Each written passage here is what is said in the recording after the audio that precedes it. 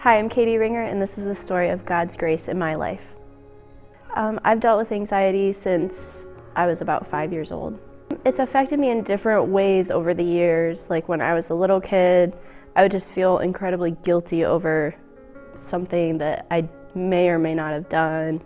I remember throwing up before going to kindergarten, being really nervous before kindergarten, going to school, like the place that I was going like every day.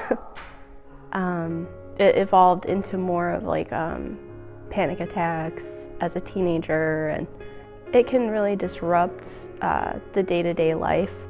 There was a point in college where I was waking up every morning in the middle of a panic attack for no reason. It made me feel like, as a single person, that no one would ever want to date me, that I maybe wouldn't be able to function in normal life, and that it was a struggle that I almost couldn't handle. I turned to like the supportive people around me, but it didn't always go well because a lot of people don't understand what it's like to have an anxiety disorder where like I've had people say, you just need to trust God more. Sometimes people would say like, well, just stop freaking out. Or like Satan has a hold of you. And these were like my dearest, most well-intended people in my life who I still love dearly and like know they intended well. The Apostle Paul saying he had a thorn in his flesh, and we don't know for sure what that was. I've always felt anxiety was kind of my thorn in the flesh, and God's used it in my life to always remind me that my strength comes from Him, and that sometimes my mind and my body feel really weak, but that I need Him and that He will carry me through. So like one of the verses that I cling to is in Psalm 61, lead me to the rock that is higher than I, to which I can continually come. And I picture, it's not me walking to the rock, it's literally, I can't even go there by myself. I need God to scoop me up and carry me to be like saved by Him or be with Him. When I did my internship during my time in college, I was really put out of my comfort zone, and I was experiencing a lot of stress, and that just played out. That like really flared up my anxiety, and at that point I would have been 21 years old, and so at that point I had done some talk therapy, but I hadn't gotten on any like medication or anything at that point.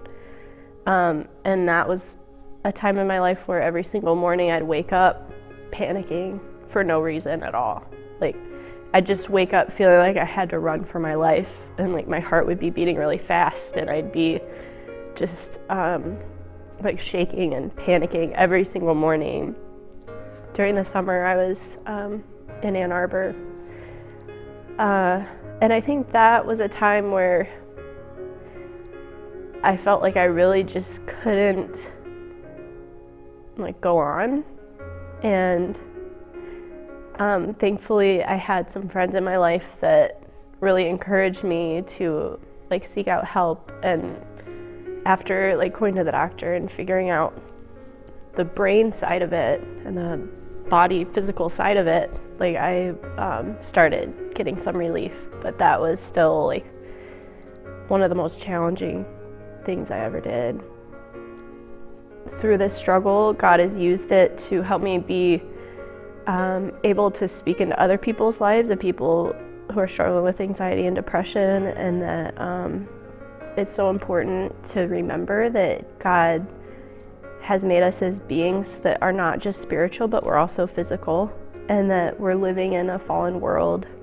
We're living in a sinful world where things aren't as originally intended, and because of that, I think we need to have grace for ourselves and know when we need to seek help, whether that's going to a counselor and talking through what's going on, whether that's going to a psychiatrist or a doctor and figuring out what's going on physically, because for me it was my brain wasn't absorbing serotonin, and so I was just in this panic all the time. And once I received the physical help I needed, I was able to function so much better. And when I first went to the doctor, I just remember sobbing, because it's like admitting that something's wrong with you.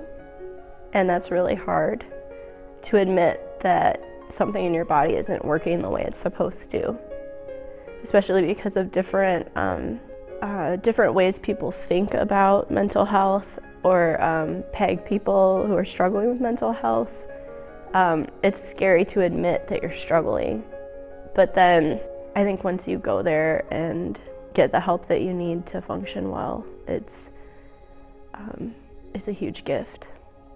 Like, if my arm were cut off, I'd go to the doctor. Like, if I had cancer, I'd get treatment. So why wouldn't I get treatment for anxiety? In the present, I think some days are better than others, and some weeks are better than others.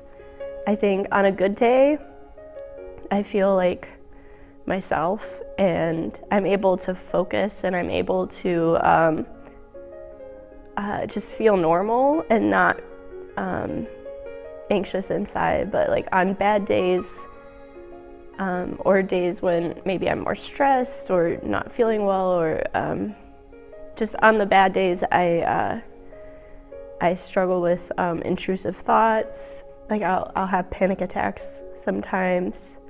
When I first agreed to come on staff with New Hope as a worship director, it was my first Sunday leading worship as like under that new title, or having agreed to take that title. And I just got hit with this really strong feeling and thought of like, well, you need to go tell Gary you're quitting. Like, you suck at this, and you're the wrong person, and like, who do you think you are trying to do this? And I was so weak that day, like just with anxiety and everything, that I kept feeling like I was gonna like faint. I had to bring a chair out onto the stage during church to like kind of sit on in case I fell over, like, and I was just so beaten down. And I know part of that was spiritual attack, of the enemy just knowing like how and where to attack me, because anxiety can easily be that thing. And then I went to the bathroom, and I ran into Jenna in the bathroom, and she said, God just told me to tell you that you're the right person for this job, and that you're where you're supposed to be. And that was like a huge gift from the Lord, of just when I was being beaten down, and lies from the enemy were coming in, along with this concoction of anxiety, and what I really needed was truth. And sometimes I just need someone to speak truth to me in those moments. Like if I get past the point where I can't speak truth to myself anymore. I think the way I experience God's grace in this day to day is like through just fellowship with the Lord, like in going through my day and like praying to Him and feeling His presence with me. And sometimes He'll just bring like a word from scripture to mind that speaks to me in the moment. And sometimes I'm just so weak that I will actually like ask someone close to me to dispel a lie that I'm believing, or an intrusive thought that's in my head, just to give it, to take a fear or a thought and to verbalize it to someone and have them speak truth to me if I can't speak truth to myself in that moment.